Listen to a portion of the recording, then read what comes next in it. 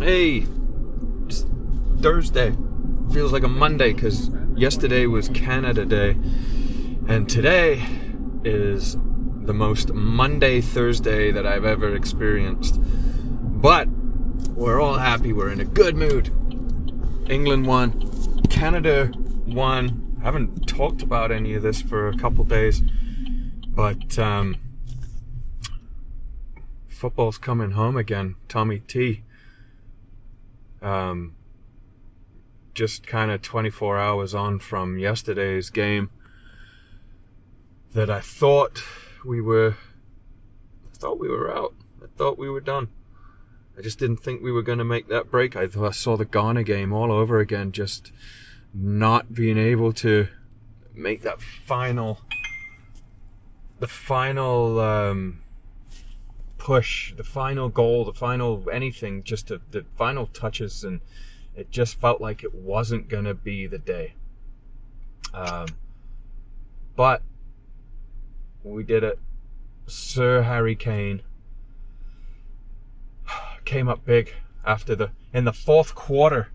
In the fourth quarter, Harry Kane came up big.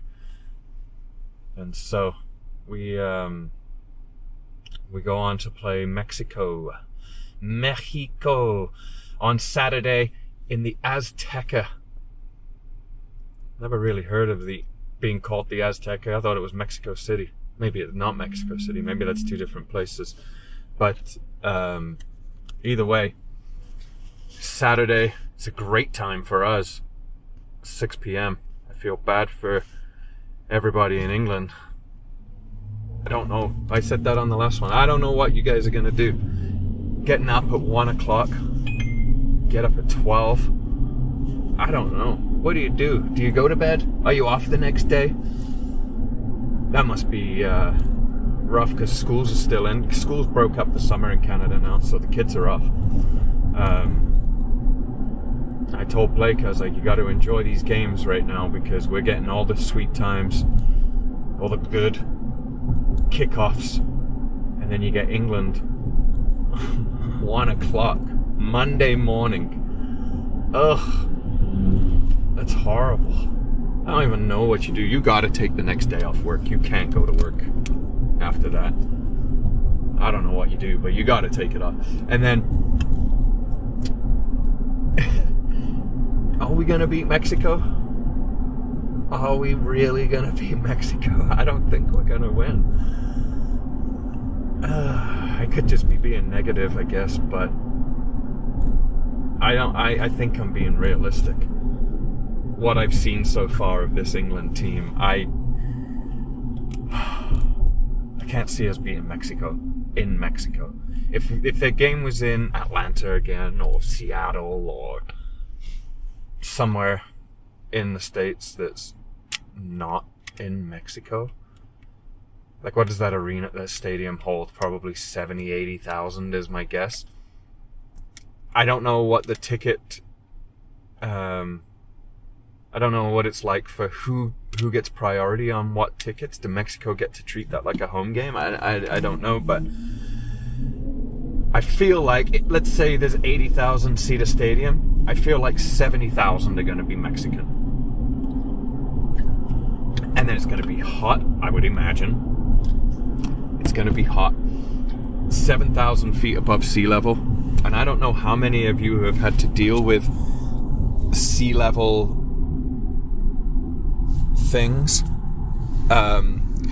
sea level things. Playing above sea level is something that when I moved to Canada, I didn't know quite what that was like. I thought it was going to be just normal. And the first time I ever experienced it was playing golf. That was the first time I noticed what altitude did.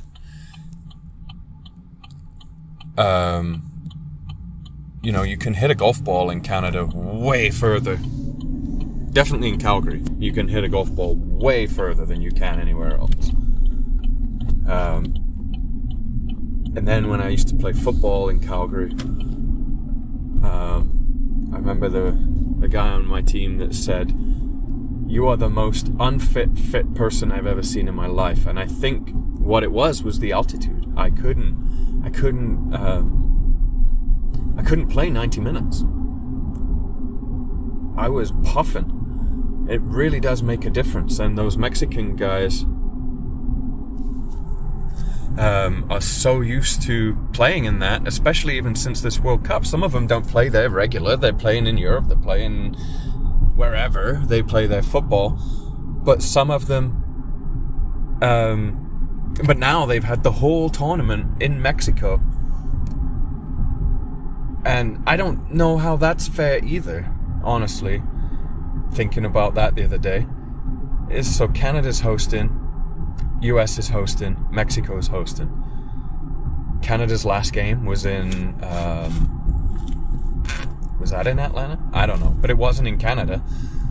And I know that that's the way the draw lies. The draw falls now for the rest of the tournament, and you just kind of get put. So how come Mexico last knockout, round 32, was in Mexico? The 16 knockout is in Mexico. How are they getting all their games in Mexico? But Canada's next game's in Houston on Saturday. How does that work? Is it because they're winning all their games, and if Canada had won all their games and finished top, that all their games would be in Canada?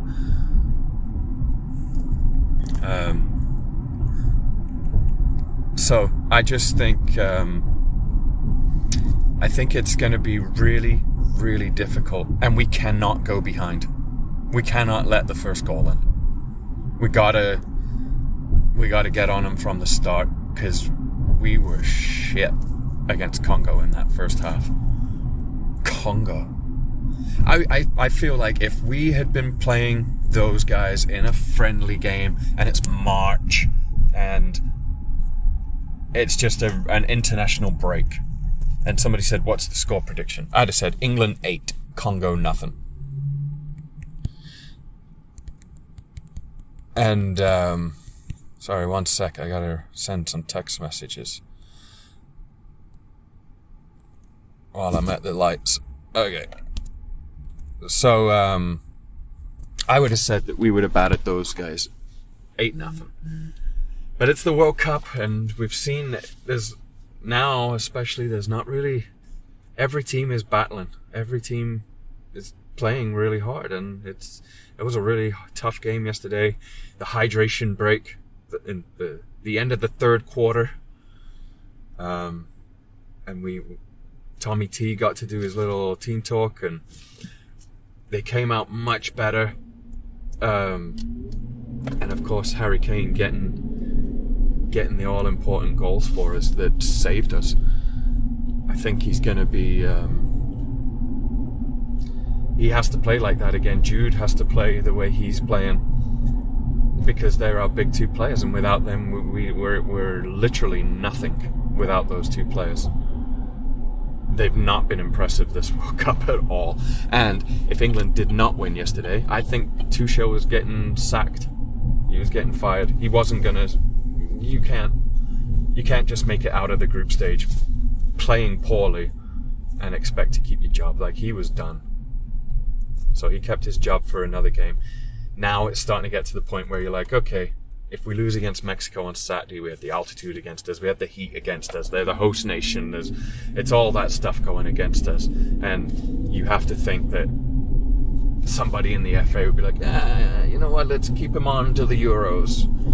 So he's kind of out of that danger zone now. I feel I'm not confident. I'm really not confident going into the game. Actually less confident in England beating Mexico than I am in Canada sneaking something against Morocco. I think, you know, Canada have that total Canada are the underdogs, so they've got nothing to lose. Nothing to lose in this next game. England have it all to lose. Like, I bet you if you look at the betting odds, and I haven't, excuse me, but if you look at the betting odds, I bet you England are favourites. I don't think they should be. I think Mexico should be favourites. By the way, you're welcome, because we were down right at halftime. We were losing 1-0 against Congo.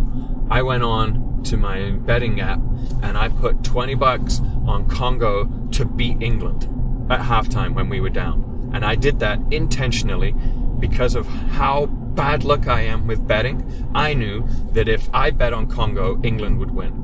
That was the only reason I did. Well, it wasn't the only reason, because I knew that if it was shitty enough and they lost, then I was going to also just get $80 back. I think it was 4-1 or whatever. But the intentional purpose of me placing that bet at halftime was to turn it in England's favour, because I knew that I was not going to win any money, because I'm not allowed, apparently. So, you're welcome, England. Sir Harry Kane and Sir Chris Froome, because I also played a huge part in that on Sunday. You know what the problem is? Wednesday. It was because we were off yesterday for Canada Day that I keep thinking it was Sunday, and it wasn't. It was Wednesday, and it's a Thursday. Week's almost over. Today's hump day again.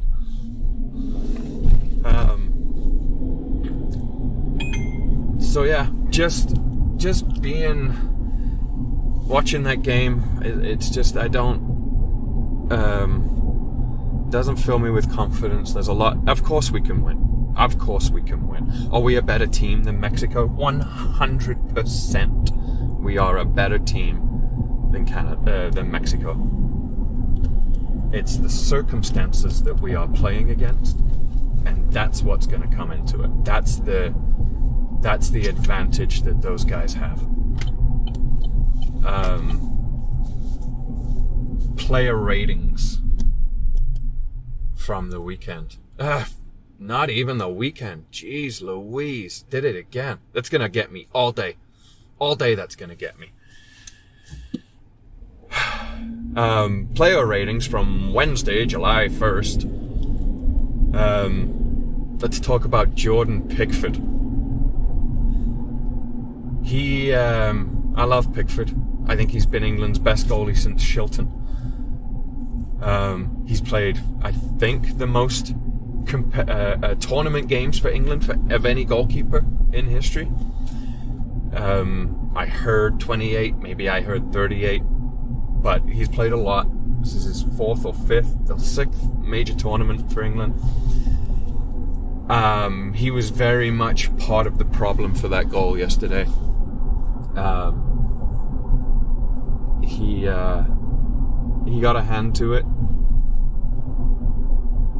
but I think his positioning was a little off. He kind of put all his weight on the wrong foot, thinking it was going to go the other way, I think, and then he had to shift and come back, and he got a hand to it, and Jordan Pickford's going to be really disappointed that he didn't stop that shot, because he should have. Jed Spence, if I remember right, everybody was pulled over to the England's left side, and then the ball made its way to the right side. Whether that was a cross, I'm struggling to remember that. I think that was a cross. And then what happened was Jed Spence had to come over and pick up Gahey's guy. Konsa was further over, Gahey was further over, which left Jed Spence to cover the centre-back's person in the middle, which left that winger that the commentators in Canada, I don't know about in England, but the winger in here, everybody in Canada, I had to change channels and try and find different commentary, which I finally found 2 English guys who were still bigging up Congo the whole time. And especially that winger that scored. I'm not going to try. Let me see here. His name, Sipenga, number 9, Sipenga. I didn't think he was great. And to be honest, everybody on commentary on both channels that I was watching thought that he was amazing and he's running England ragged, like maybe in the first little while, but he wasn't that good. I even said it, and I called it while the game was on. I called it. I was kind of getting a little antsy because I was sick of hearing how good the commentators said that they were. And again, I don't think Congo on the whole were that good. They looked beatable the whole game. They scored the goal, and then they offered very little after that. So what had left it? So anyway, Jed Spence comes over and he covers the centre backs guy. That left Sipenga totally free to do what he did. And maybe Madueke was too far forward. But it's one of those things where, you know, you're not seeing the whole game. You're not sure that that's going to happen. Like, how does that happen? And I just feel it was an unlucky goal. And that's exactly what we can't let happen against Mexico. Okay, so doing the ratings. Jed Spence caught out... Pickford. So Pickford's rating, I'm going to give Pickford a 6. A 6. Because he didn't have to do very much in the game. And he hasn't filled me with confidence this tournament. I don't like the way they're passing back to him so much, and I don't feel as confident in Jordan Pickford in this tournament as, say, the last Euros. He looks vulnerable, and it's could be because his defense isn't that great in front of him either. Jed Spence, I'm going to give Jed Spence a 6. I thought he was okay. He was kind of ran ragged a little bit, but he also did some things, like he was average. I didn't dislike him. He's got a lot of pace that helped out in a couple of occasions in that game. Nico O'Reilly, probably my favourite defender of the whole England group this tournament. He's going to be immense. He's going to be on that Jude Bellingham level of appearances by the time they're in their 30s. Nico O'Reilly's going to get 115 caps for England as left back, and will probably be the best left back. Certainly in England, most likely in Europe, possibly the world in the next 10 years. Nico O'Reilly I give a 7 in that game. Gehi and Konza, both a 6.5. They looked okay. Konza didn't foul anybody in the penalty area, so that was a bonus. Kept his hands to himself. I don't think they had that much to do, and I think they just did what they had to do. 6.5 for both of those guys. Elliot Anderson, I think he's a phenomenal player.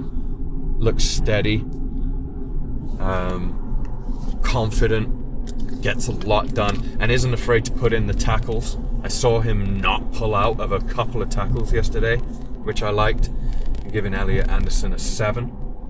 Declan Rice played great. You could tell he was exhausted at the end of the game yesterday. Absolutely bagged. Played right back in the last 20 minutes. And honestly, looked like the best right back we've had in the tournament so far. Did exactly what I imagined Tuchel had told him to do. And that was put in dangerous crosses from that kind of quarter, I guess, between halfway or just in front of the halfway. He was kind of putting some whipping in some dangerous balls, and that's what we've missed. We don't have fullbacks that can do that. So he played great there. I give Declan Rice a 7.5. Noni Madueke, in all fairness, has probably been our best winger in this tournament, but didn't perform the way I hoped him to.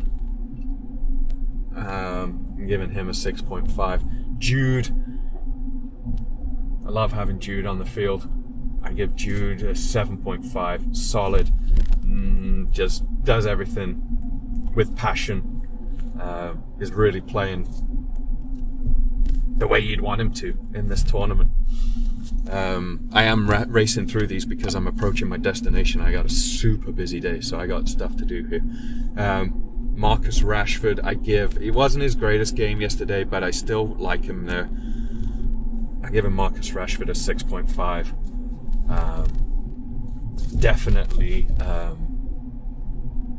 Definitely could improve on that, but still looks dangerous. Still happy to whip in across, take a man on if he can.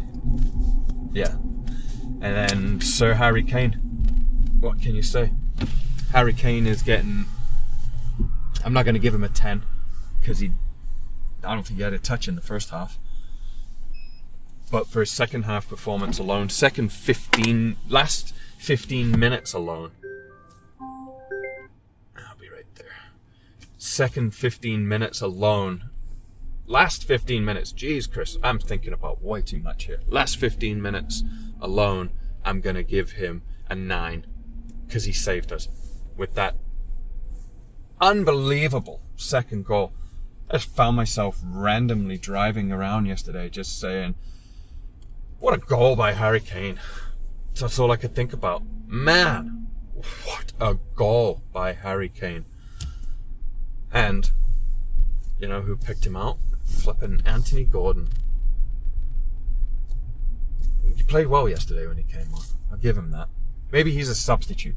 He's not starting. Please don't start him again. But play him for those last 10, 15 minutes. I just think he's probably got something to offer as the game wears on. Like, he is quick. So maybe he's just an impact sub. He's one of those guys that he's just going to come on at the end of every game and do something. Offer something different to Marcus Rashford. I might jump back on here again in a bit. I got a bit to do here for the next couple hours, but I was just driving here. Hey, just driving, that's why I call it that. Anyways, I'll chat in a bit. Okay, bye. Hey, welcome back. Just wanted to kind of finish up here, touch on the Canada game. Works out great for me for the weekend, like I said earlier. Saturday, we've got Canada against Morocco at 1 o'clock. Morocco firmly the favourites, but if Alphonso Davies can actually play a full game, I can't see that he's a full game. He might be on the bench again, and then maybe he'll come on at halftime or something if we're losing, but he made all the difference in that last game, the last 15 minutes when he came on, to be able to introduce just a world-class player into the game. Oh, and he is world-class. Alphonso Davies is a world-class left-back right now. He's where I hope Nico O'Reilly is in 5 to 10 years. He just doesn't have the same pace.